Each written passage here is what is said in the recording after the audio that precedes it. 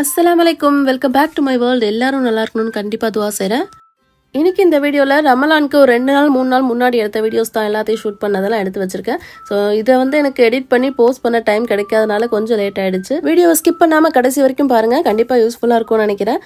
ஆன்லைன்ல ஒரு 2 ப்ராடக்ட் போட்டுருந்தேன். ரெண்டுமே வேற சைட்ல போட்டுருந்தேன். ரெண்டுமே ஒரே நாள் அட் டைம்ல வந்துருச்சு. இது பேக்கேஜ் எல்லாம் பக்கவா சூப்பரா வந்துச்சு. கிளாஸ் ஐட்டம்ன்றனால ஃபுல்லா இந்த ஃபார்ம் ஷீட் ரேப் பண்ணி பக்காவா பேக் பண்ணி வந்துருந்துச்சு. ஸோ கம்மி ரேட்ல ஷாப்ஸில தான் வாங்கியிருந்தேன். ரெண்டு சேர்த்துமே 165க்கு வாங்கியிருந்தேன். ஸோ ரொம்பவே வர்த்து சூப்பரா இருந்துச்சு. கிளாரிட்டி ரொம்ப சூப்பரா இருந்துச்சு. 1 லிட்டர் கெப்பாசிட்டி. பட் ஒரு 3/4 கிலோ அளவுக்கு நம்ம எதனா போட்டா 3/4 கிலோ போடலாம் தாராளமா. ஸோ இதை வைக்கிறதுக்கு ஒரு ஸ்பேஸ் வேணும் இல்லையா, அதனால அதுக்காக சொல்லி இதை வாங்கியாச்சு. இது மீஷோல வாங்கியிருந்தேன் உட்டன் செல்ஃப். ஸோ இது ரொம்ப நாளா வாங்கணும்னு ஆசைப்பட்டேன். அதுக்கப்புறம் ரேட்டு ரொம்ப எனக்கு சூட்டபிளா தெரியல, இதுக்கே இவ்வளோ ரேட்டு அப்படின்னு சொல்லிட்டு ஸோ வெயிட் பண்ண குறையட்டோன்ட்டு இப்போ குறைஞ்சிருச்சு. ஃபர்ஸ்ட் 600 700 வந்திருந்தது. இப்போ 450 என்னவோ நான் வாங்கும் போது. ஸோ இதுவுமே நல்ல குவாலிட்டி நல்லா இருந்துச்சு. ஃபர்ஸ்ட் பார்த்தா இதை ஃபிட் பண்றதுக்கான டூல்ஸே இல்லை. அதுக்கப்புறமா என்னடா இது கம்மி ரேட்லன்றனால இப்படி கொடுத்து விட்டானுங்கன்னு பார்த்தா அப்புறமா பார்த்தா பின்னாடி கீழ் வழியா பேக் பண்ணி வச்சிருந்தாங்க. இதுல மொத்தம் 6 உட்டன் பீஸ் வருது. இதுல வெர்டிகலா 2, ஹரிசான்டலா 4 வரும். ஸோ இது எல்லாமே ஹோல் கொடுத்துட்றாங்க. நம்ம ஸ்க்ரூவை போட்டு ஸ்க்ரூ டிரைவரை வச்சு டைட் பண்ணுற வேலை தான். பட் ஃபிக்ஸ் பண்ண கொஞ்சம் ரொம்ப டிஃபிகல்ட்டாக தான் இருக்குது. நம்ம ஜென்ஸ் வச்சு பண்ணோம்னா கொஞ்சம் ஈஸியாக இருக்கும், மேபி பெட்டராக இருக்கும். நம்ம இவங்களுக்கு தெரியாமல் வாங்கி வச்சுருக்கோம் இல்லையா, இவங்கள்ட்ட கொடுத்து நம்ம செஞ்சு அதை திட்டு வாங்கி பண்ணுறதுக்குள்ளே நம்மளே முடிச்சிருவோம்னு சொல்லிட்டு நான் அவங்கக்கிட்ட கொண்டு போகலை. ஸோ ஃபஸ்ட்டு நான் எல்லாத்தையும் ஃபிக்ஸ் பண்ணி அரேஞ்ச் பண்ணி வச்சதுக்கப்புறம் தான் பார்த்து இதை எப்போ வாங்கினேன் அப்படின்ற மாதிரி பார்த்தாங்க. என்ன பண்ணுறது, நம்ம மறைக்க வேண்டியது சில விஷயம் மறைச்சு தானே ஆகணும்னு சொல்லி மறைச்சாச்சு.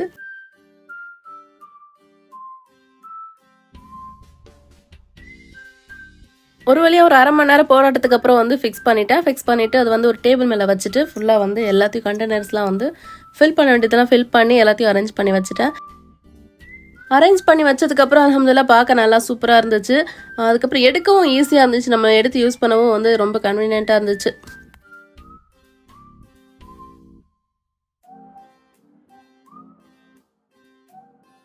அன்னைக்கு ஃபுல்லாக கிளீனிங் ஒர்க்லேயே இருந்தனால மத்தியானம் லஞ்ச் வெளியே வாங்கிட்டு வரேன்னு சொல்லிட்டாங்க.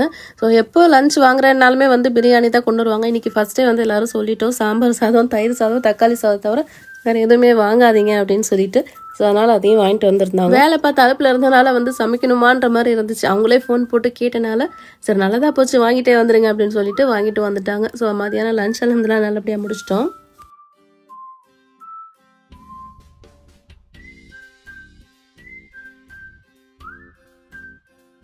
லஞ்ச் முடிச்சதுக்கப்புறம் ஈவினிங்காக கொஞ்சம் ப்ரிப்பரேஷன் வேலைலாம் இருந்துச்சு. ஸோ அதெல்லாம் ரெடி பண்ணி வச்சிடலாம் அப்படின்னு சொல்லிட்டு ஃபர்ஸ்ட்டு அந்த பேரிச்சம்பளம் இருக்கு இல்லையா, அதுதான் ஸ்டஃப் பண்ணலான்னு எடுத்து வந்தேன். பேரிச்சம்பளம் உள்ள பாதாம், முந்திரி, நட்ஸா வைக்காம இந்த மாதிரி சீட்ஸ் இருக்கும் இல்லையா, அந்த சீட்ஸ்ல எல்லா வகையிலையும் கொஞ்சம் கொஞ்சம் எடுத்திருக்கேன். பம்கின் சீட்ஸ், சன்ஃபிளவர் சீட்ஸ், அதுக்கப்புறம் வாட்டர்மெலன் சீட்ஸ், அதுக்கப்புறம் மெலன் இருக்கும் இல்லையா, கிர்னி பழம், அதோட சீட்ஸ், அப்புறம் கொஞ்சமா வேர்க்கடலை, இது எல்லாத்தையும் மிக்ஸி ஜார்ல சேர்த்துட்டு நல்லா பொடி பண்ணி எடுத்துக்கணும். நம்ம நட்ஸ்ன்னு சாப்பிட்றத விட இந்த சீட்ஸ்ல தான் ரொம்ப ப்ரோட்டீன்ஸ் எல்லாம் நிறைய இருக்குது.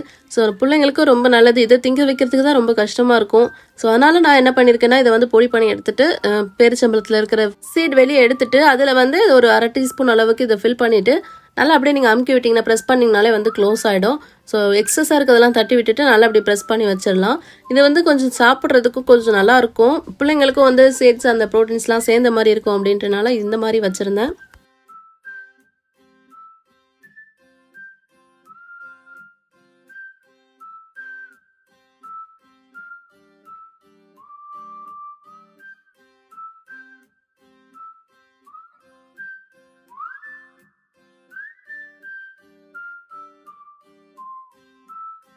எல்லா பேச்சம்பளையும் எடுத்து ஃபில் பண்ணி எடுத்து வச்சுட்டேன். இதுக்கடுத்து ஒரு கஸ்டர்ட் பவுடர் ரெடி பண்ணிடலாம்னு சொல்லிட்டு ஒரு மிக்ஸி ஜார்ல 1 கப் அளவுக்கு சுகர் எடுத்து சேர்த்திருக்கேன். ஸோ 1 கப் அளவுக்கு சுகர் போட்டு நல்லா நைஸாக பொடி பண்ணி எடுத்துக்கிட்டு கூடவே 1 கப் அளவுக்கு மில்க் பவுடர், 1 கப் அளவுக்கு கார்ன்ஃப்ளவர், அதுக்கப்புறமா கொஞ்சமாக கலரு, அதுக்கப்புறம் வெனிலா எசன்ஸ். ஸோ இது எல்லாத்தையும் சேர்த்து நல்லா கிரைண்ட் பண்ணி எடுத்துட்டிங்கன்னா சூப்பராக வெனிலா ஃப்ளேவரோட கஸ்டர்ட் பவுடர் ரெடி. அப்படியே ஒரு பாட்டிலில் ஸ்டோர் பண்ணி வச்சிடலாம். நான் இன்னைக்கு மொத்தம் 3 வகையான கஸ்டர்ட் பவுடர் செஞ்சிருக்கேன். ஸோ 3 ஃப்ளேவரில் ரொம்ப சூப்பராக வந்துருச்சு. ஸோ அடுத்ததாக கஸ்டர்ட் பவுடர் சாக்லேட் ஃப்ளேவரில் சேர்க்க போகிறேன். அதுக்கு 1 கப் அளவுக்கு சுகர், 1 கப் அளவுக்கு மில்க் பவுடர், 1 கப் அளவுக்கு கார்ன்ஃப்ளவர், 1/2 கப் அளவுக்கு கோகோ பவுடர் சேர்த்துக்கோங்க. ஸோ இந்த மெஷர்மெண்ட்டில் சேர்த்துட்டு நல்லா கிரைண்ட் பண்ணி எடுத்துட்டிங்கன்னா சூப்பரான கஸ்டர்ட் பவுடர் சாக்லேட் ஃப்ளேவரில் ரெடி ஆகிடும். ஸோ இதை வச்சு நீங்கள் புட்டிங் பண்ணலாம், அதுக்கப்புறம் மில்க் ஷேக் பண்ணலாம், இல்லை ஐஸ்கிரீம் கூட செய்யலாம். ஸோ அதுக்கு அடுத்துலாம் நம்ம வர வீடியோஸ்ல அதை எப்படி செய்யறதுன்னு பார்ப்போம். இதையும் ஒரு பாட்டில் ஸ்டோர் பண்ணி வச்சிடலாம். அதுக்கடுத்து நம்ம செய்ய போகிறது பிஸ்தா ஃப்ளேவரில். இதுக்கு ஒரு கப் அளவுக்கு சுகர் சேர்த்துக்கிட்டு ஒரு 10-15 பிஸ்தா சேர்த்துருக்கேன். ஸோ இதை நல்லா கிரைண்ட் பண்ணி எடுத்தோடனே நல்ல பொடி ஆகிடும்.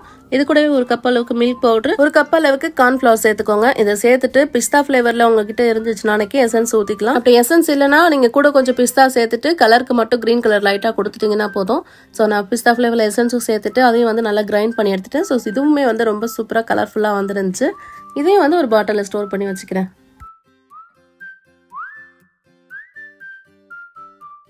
இந்த ரமலானுக்கு இந்த 3 ஃப்ளேவர்லையும் கஸ்டர்ட் பவுடர் ரெடி பண்ணி பாருங்கள். ரொம்பவே வந்து டேஸ்டியாகவும் இருக்கும், டிஃப்ரெண்ட்டாக செஞ்சு கொடுத்த மாதிரியும் இருக்கும். ஸோ இதோட ரெசிபிஸ் வந்து இன்ஷால்லா நான் வர வீடியோஸ்லாம் உங்களுக்கு ஒன்று ஷார்ட்ஸ்லேயாவது அப்லோட் பண்ண பார்க்குறேன். நெக்ஸ்ட்டாக ரெடி பண்ண போகிறது பஜ்ஜி மாவு மிக்ஸ் தான். ரமலானில் பஜ்ஜி மாவு மிக்ஸ் இல்லைனா எப்படி?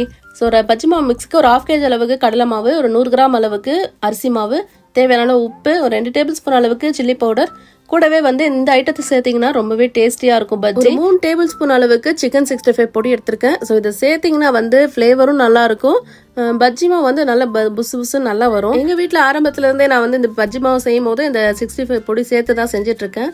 டேஸ்ட்டு ரொம்ப சூப்பராக இருக்கும். இந்த பஜ்ஜி போட்டோம்னா கொஞ்சம் வித்தியாசமான டேஸ்ட் கொடுக்குறனால எல்லோரும் விரும்பி சாப்பிடுவாங்க. கண்டிப்பாக இந்த ரமலானுக்கு பஜ்ஜி மாவு மிக்ஸில் நீங்களும் கண்டிப்பாக சேர்த்து பாருங்கள்.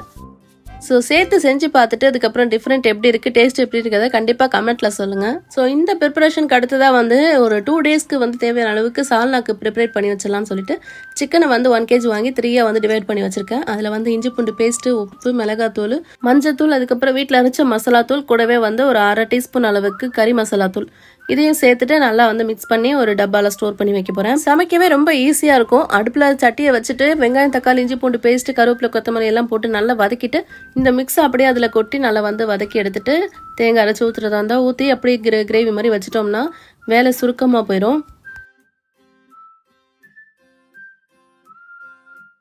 நெக்ஸ்ட் இன்னொரு பங்கு சிக்கன் எடுத்து வச்சிருக்கேன். இதை வந்து பெப்பர் கிரேவி மாதிரி வைக்க போகிறேன். ஸோ அதுக்கு வந்து மிளகு, சீரகம், தனியாத்தூள், மஞ்சள் தூள், அதுக்கப்புறம் மல்டிபர்பஸ் மசாலான்னு சொல்லி போன வீடியோவில் போட்டிருந்தேன். இது எல்லாமே ஈச் 1 ஸ்பூன் அளவுக்கு எடுத்து வச்சு அதையும் சேர்த்துட்டு கூடவே இஞ்சி பூண்டு பேஸ்ட்டு, உப்பு சேர்த்து இதையும் நல்லா மிக்ஸ் பண்ணி ஒரு கண்டெய்னரில் ஸ்டோர் பண்ணி வச்சுக்கலாம். ஸோ இதுவுமே வந்து நம்ம சமைக்கிறதுக்கு ரொம்ப ஈஸியாக இருக்கும். ஸோ ஒரு நாளைக்கு அந்த கிரேவி வச்சோம்னா ஒரு நாளைக்கு பெப்பர் கிரேவி வைக்கலாம் அப்படின்னு சொல்லிட்டு தான் 2 மசாலாவாக சேர்த்து விரைவி வச்சுருக்கேன்.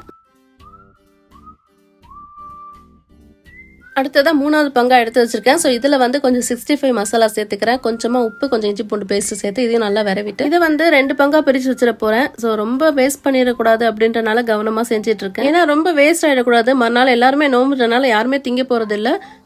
சஹருன்றனால பிள்ளைங்களும் அவ்வளோவா விரும்பி சாப்பிட மாட்டேங்கிறாங்க. ஸோ அதனால் 2 பங்காக பிரிச்சுட்டு இந்த 2 கிரேவி செய்யும் போதும் இந்த 65 வந்து செஞ்சிருவேன். அடுத்ததான் ஒரு ரெசிபி தான் பார்க்க போகிறோம். இந்த இஃப்தாருக்கு ரொம்ப சூப்பராக, ஈஸியாக, சீக்கிரமாக செஞ்சு கொடுக்கக்கூடிய ஒரு பீஃப் டோனட். இந்த ரெசிபிக்கு ஃபர்ஸ்ட் டவ் ரெடி பண்ணிக்கலாம். இதுக்கு 1 கப் அளவுக்கு மைதா மாவு சேர்த்துருக்கேன். கூடவே 1 டேபிள் ஸ்பூன் அளவுக்கு எண்ணெய், தேவையான உப்பு சேர்த்துட்டு தண்ணியை சேர்த்து நல்லா வந்து கெட்டியான பதத்துக்கு பனைஞ்சு எடுத்துக்கணும். ஸோ நார்மலாக சப்பாத்தி மாவு பனையும் இல்லையோ அந்த பதத்துக்கு தான். நல்லா டைட்டாக சப்பாத்தி மாவு அளவுக்கு பிணைஞ்சு அப்படியே ரெஸ்ட் பண்ணி விட்டுருங்க. இதுக்கு அடுத்து நெக்ஸ்ட் வந்து இதுக்கு ஸ்டஃபிங் வந்து பார்க்கலாம். இதுக்கு வந்து ஒரு கடாயில் எண்ணெய் ஊற்றிட்டு ஒரு 2-3 வெங்காயம் ஃபைனாக சாப் பண்ணி சேர்த்துருக்கேன். கூடவே இஞ்சி பூண்டு பேஸ்ட்டு அதையும் சேர்த்து நல்லா வதக்கிட்டு மீடியம் சைஸில் 2 தக்காளி சேர்த்துருக்கேன். அதையும் ஃபைனாக சாப் பண்ணி சேர்த்துட்டு கூடவே புதினா, கொத்தமல்லியும் நல்லா ஃபைனாக சாப் பண்ணி சேர்த்து இதுக்கு தேவையான ஸ்பைசஸ் வந்து மஞ்சத்தூள் 1/2 டீஸ்பூன், மிளகாத்தூள் 1 டீஸ்பூன், கரம் மசாலா தூள் 1 டீஸ்பூன், கூடவே தேவையான அளவு சால்ட்டு, கூடவே நம்ம வந்து பீஃபோ, சிக்கனோ, மட்டனோ எது இருந்தாலும் கைமாவாக சேர்த்துக்கோங்க. இதையும் சேர்த்து நல்லா வதக்கி எடுத்துக்கோங்க. பீஃப்ன்றனால கொஞ்சம் நல்லா வேக விடணும்.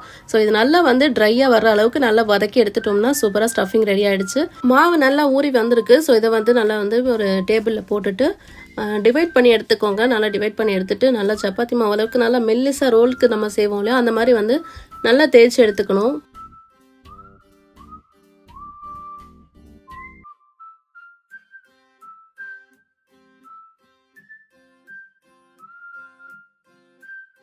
நான் வந்து நல்லா பெருசாக தேய்ச்சி எடுத்துட்டேன். ஸோ ஒரே இதில் ஒரு 6 ரோல் செய்கிற மாதிரி ரோல் சைஸுக்கு தேவையான அளவுக்கு கட் பண்ணி எடுத்துக்கலாம்.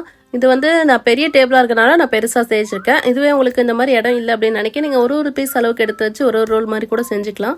ஸோ எடுத்துட்டு நல்லா வந்து இதில் வந்து ஸ்டஃபிங்காக அதை நம்ம செஞ்சு வச்ச பீஃப் கிரேவி இருக்கு இல்லையா அதை வந்து ஃபுல்லாக ஸ்டஃப் பண்ணிக்கலாம். ஸ்டஃபிங் வச்சுட்டு ஒவ்வொன்றையும் நம்ம ரோலுக்காக எப்படி உருட்டுவோமோ அதே மாதிரி உருட்டி மட்டும் எடுத்து வச்சிடணும்.